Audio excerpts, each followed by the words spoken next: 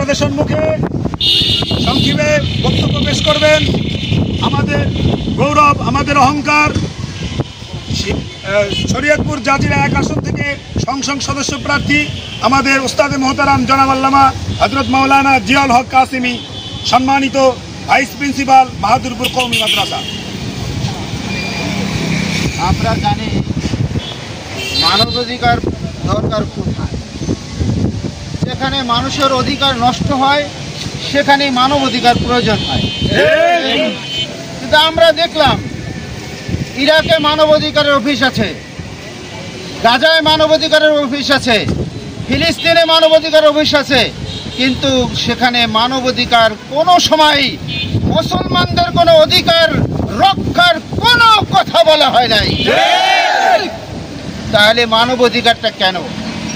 এবং বাংলাদেশে বিশ্বের সবচেয়ে সম্প্রীতি দেশ হলো বাংলাদেশ, এখানে কেন মানবাধিকারের অফিস প্রয়োজন হবে?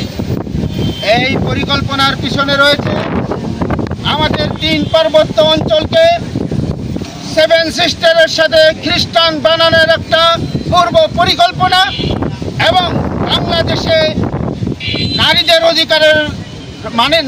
অধিকারের জন্য একটা জেনা এবং ব্যভিচারের বেশ্যাখানা খোলার একটা পায়তারা। মানবাধিকার এটাকে বলা হয় না।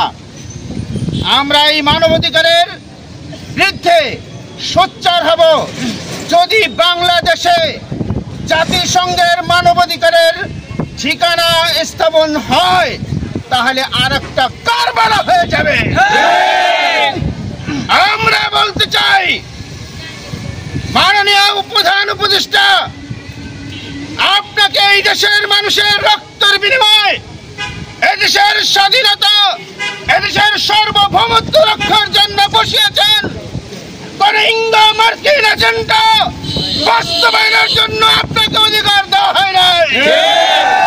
আপনি যদি কোন মার্কিন প্রেসিডেন্টের আর ইংল্যান্ডের কোন এজেন্ডা এই দেশে বাস্তবায়ন করতে চান, তাহলে প্রয়োজনে আর একটা জুলাই হবে।